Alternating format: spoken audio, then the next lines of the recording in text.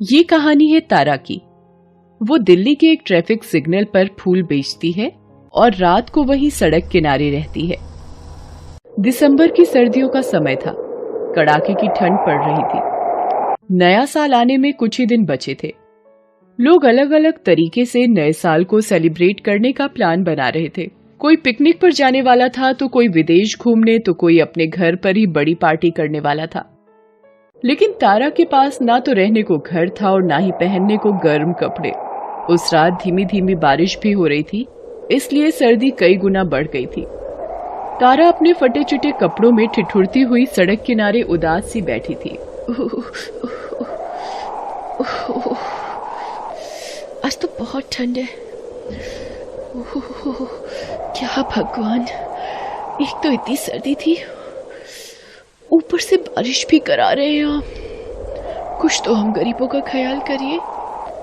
बारिश में भीगती और सर्दी से ठिठुरती तारा भगवान से अपनी शिकायत कर ही रही थी, तभी एक औरत दौड़ती हुई उसके पास आई। उसके बाल उलझे हुए थे, साथ ही उसके कपड़े भी जगह जगह से फटे हुए थे। अरे तू यहाँ बैठी है? मैं तुझे ढूंढ ढूंढ कर परेशान हो गई। कुछ खाया तूने? अरे कैसे खाया होगा, मैंने तो बनाया ही नहीं। लेकिन मैं कैसे बनाती? बोल ना, मैं कैसे बनाती खाना? वो गुप्ता सारा खाना खा गया, तेरे हिस्से का भी, मेरे हिस्से का भी। तू देखना, मैं उसको नहीं छोड़ूंगी, मार दूंगी, जान से मार दूंगी। तू यहीं रुक, मैं अभी उसे मार कर आती हूँ और तेरे लिए खाना लेकर आती हूँ। इतना कहकर वो औरत वहां से उठकर पागलों की तरह सड़क पर भागने लगती है। आज छोड़ूंगी नहीं छोड़ूंगी। माँ रुकना, माँ मेरे पास रुकना माँ। लोगों के लिए वो औरत चीखने चिल्लाने वाली पागल औरत थी, लेकिन वास्तव में वो तारा की माँ थी। लेकिन तारा की माँ सावित्री हमेशा से ऐसी नहीं थी। उसे अब भी वो दिन याद है जब, आखिर मैं इतनी रात को कहाँ जाऊंगी भैया?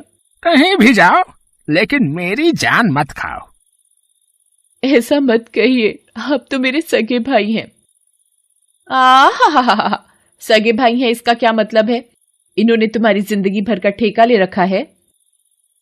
देखो सावित्री, मेरा अपना परिवार है, अपनी जिम्मेदारी है। तुम्हारे चक्कर में मैं अपने बच्चे का पेट नहीं काट सकता। तुम जाओ यहाँ से, मेरा तुमसे कोई नाता नहीं। चलो, मुझसे कोई नाता नहीं है, लेकिन ये तारा तो आपकी अपनी भांजी है ना, इसका तो कुछ ख्याल करिए। जिसे ख्याल करना था वो तो इसे हमारे माथे पर छोड़कर चला गया। अब जीवन का क्या भरोसा भाभी? उन्होंने उतनी ही उम्र ऊपर वाले के यहाँ से लिखवा कर लाई थी। आप क्या खड़े खड़े इस मनहूस की बातें सुन रहे हैं? मारिए धक्का और इसे निकालिए घर के बाहर। भगवान के लिए ऐसा मत करिए, मुझ पर कुछ तो दया कीजिए भैया, कुछ तो ख्याल करिए हमारा। हमारे ऊपर से ये छत मत छीनिए, हमें इस तरह मत छोड़िए, मैं आपके पैर पकड़ती हूँ। छोटी सी तारा भी रोते हुए अपने मामा के पैर पकड़ लेती है, लेकिन ना तो उसकी मामी का दिल पिघलता है और ना ही मामा का। मामा हमें मत निकालिए ना, मामा हमें मत निकालिए ना। आप फिर इसकी बातें सुनने लगे। लगता है आपका मन ही नहीं है इन्हें निकालने का। एक काम कीजिए, आप मुझे ही निकाल दीजिए। तुम बेकार में क्यों गुस्सा कर रही हो? मैं तो खुद तंग आ गया हूँ इनसे। आज तो इन्हें बाहर निकाल कर ही रहूंगा। चल निकल यहाँ से। उस काली रात ने सावित्री और तारा के जीवन को और भी काला कर दिया। अब वो दोनों सड़क पर थे। उन्हें कुछ भी पता नहीं था कि आगे क्या होगा। अब हम कहाँ जाएंगे माँ? सावित्री तारा की बातों का कोई जवाब नहीं देती है। चुप क्यों हो माँ? बोलो ना।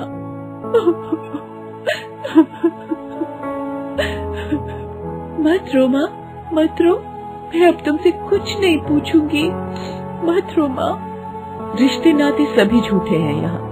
तारा के दिमाग में ये बात घर कर गई थी। उसकी माँ सावित्री आखिर अपनी छोटी सी बेटी को लेकर कहाँ जाती, क्या करती? वो बहुत अकेली जो हो गई थी। पति ने लंबी बीमारी के बाद जब अस्पताल में दम तोड़ा था, तब भी वो इतना अकेला महसूस नहीं कर रही थी जितना वो आज कर रही थी। और इसी अकेलेपन ने तोड़ दिया था उसे। वो हार गई, उसकी सोचने समझने की शक्ति समाप्त हो गई और वो पागल हो गई। कहाँ गया वो गुप्ता? मैं उसे नहीं छोड़ने वाली, वो अच्छा आदमी नहीं है। कहाँ गया वो गुप्ता? कहाँ गया?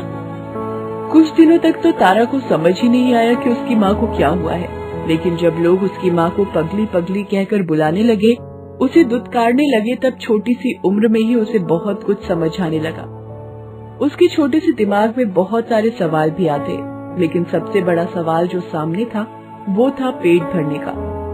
कुछ दिनों तक तो उन्होंने होटलों के बाहर फेंके जूठन पर गुजारा किया, कभी कचरे से बीन कर भी खाया, लेकिन दोनों ही जगह कुत्ते उन्हें बहुत परेशान करते।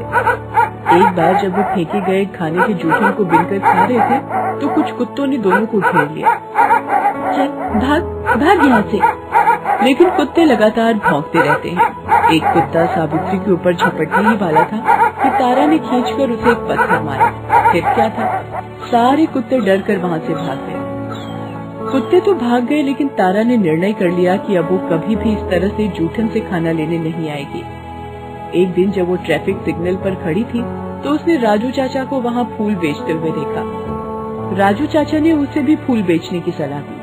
तभी से उसने ट्रैफिक सिग्नल के पास फूल बेचना शुरू कर दिया। एक दिन जब वो ट्रैफिक सिग्नल पर फूल बेच रही थी, तभी एक बड़ी सी कार उसके सामने आकर रुकी। उसने उस कार की पिछली खिड़की को हल्का खटखटाया।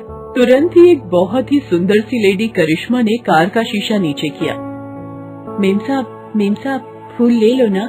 मेम साहब सुबह से कुछ नहीं खाया है, भगवान के लिए ये फूल ले लो ना, मेरी बोनी कर दो ना मेम साहब। लेकिन तुम्हारे फूल तो मुरझाए हुए हैं।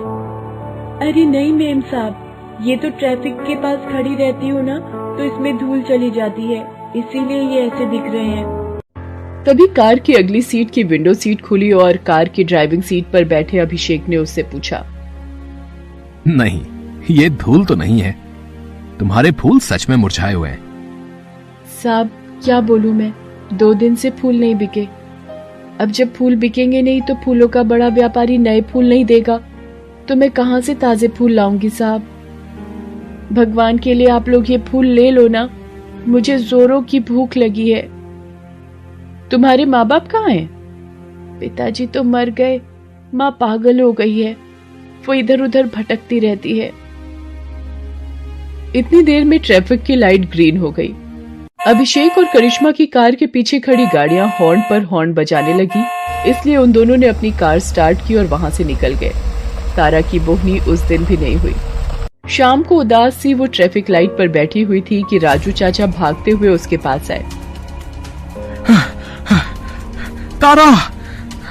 तारा तू यहाँ बैठी है, वहाँ तेरी माँ। क्या हुआ मेरी माँ को? तेरी माँ का एक ट्रक से एक्सीडेंट हो गया है, वो मर गई है। तारा ने जैसे ही ये सुना वो बिल्कुल शांत हो गई। थोड़ी देर तक उसने कोई प्रतिक्रिया नहीं दी, फिर भागती हुई अपनी माँ के पास गई। सड़क किनारे उसकी माँ का लहूलुहान शरीर पड़ा था। वो उससे लिपट कर जोर जोर से रोने लगी। क्यों भगवान, क्यों? क्या बिगाड़ा है मैंने तेरा? क्यों कर रहे हो ये सब मेरे साथ? लेकिन कान खोलकर सुन ले, आज तूने अपना एक भक्त खो दिया। अब तुझसे ना तो कभी कुछ कहूंगी, ना तेरे आगे हाथ छोड़ूंगी। दूसरी ओर करिश्मा और अभिषेक अब भी तारा का चेहरा नहीं भूल पा रहे थे। घर आकर भी वो बार बार उसके बारे में ही बातें कर रहे थे। पता नहीं अभिषेक उस बच्ची की बोहनी हुई या नहीं, उसने कुछ खाया कि नहीं। यही सोच सोच कर तो मैं भी परेशान हुआ जा रहा हूँ। नया साल आने वाला है, लाखों लोग मस्ती कर रहे हैं, न जाने कहां कहां घूमने जा रहे हैं, क्या क्या खा रहे हैं, लेकिन एक बच्ची भूखी प्यासी सड़कों पर रोटी की तलाश में भटक रही है। अभिषेक, क्या हम उस बच्ची को अपने घर नहीं ला सकते? अभिषेक एक बड़ी कंपनी में मैनेजर था। करिश्मा भी अपना बुटीक चलाती थी। पैसों की कोई कमी नहीं थी उन्हें, बस कमी थी एक बच्चे की। शादी के 15 साल हो गए थे, लेकिन करिश्मा की गोद नहीं भरी थी। उन्होंने बहुत कोशिश भी की, बड़े बड़े डॉक्टरों को दिखाया लेकिन कोई फायदा नहीं हुआ। वो नए साल पर एक बच्चा गोद लेने की सोच ही रहे थे कि तभी तारा से उनकी मुलाकात हुई। करिश्मा की बात सुनकर अभिषेक और करिश्मा अगले दिन फिर से उसी ट्रैफिक सिग्नल पर गए, लेकिन आज उसे तारा कहीं दिखाई नहीं दी। उसने अगल बगल लोगों से पूछा पर कुछ पता नहीं लगा। वो बच्ची तो कहीं दिख ही नहीं रही। अभिषेक, क्या पता आज वो दूसरे किसी जगह पर अपने फूल बेचने गई हो, लेकिन कहां ढूंढेंगे हम उसे। वो निराश होकर लौटने ही वाले थे कि तभी तारा पर उसकी नजर गई। वो सड़क से बहुत दूर चुपचाप बैठी हुई थी। वो दोनों उसके पास गए। अरे तुम यहाँ बैठी हो, हम तो तुम्हें खोजते खोजते परेशान हो गए। तुम्हारे हाथों में वो फूल नहीं आज? वो बिक गए क्या? नहीं साहब, वो बिके नहीं। उसे मैंने अपनी माँ के ऊपर चढ़ा दिए। कल रात को मेरी माँ भी मर गई। एक दिन मैं भी इसी तरह मर जाऊंगी साहब, मैं भी मर जाऊंगी। ऐसी बातें नहीं करते बेटा, तुम्हें कुछ नहीं होगा। हम तुम्हें कुछ नहीं होने देंगे। आज से तुम हमारे साथ रहोगी, हमारी बेटी बनकर। हम रखेंगे तुम्हारा ख्याल। तारा को समझ नहीं आ रहा था कि ये लोग उसे क्या बोल रहे हैं। जब वो उनकी बड़ी सी गाड़ी में बैठकर उनके घर जा रही थी तो रास्ते में दुर्गा माँ का एक मंदिर आया और पता नहीं, ना चाहते हुए भी माँ की मूर्ति देखकर तारा का सिर झुक गया और हाथ जुड़ गए। Thanks for watching.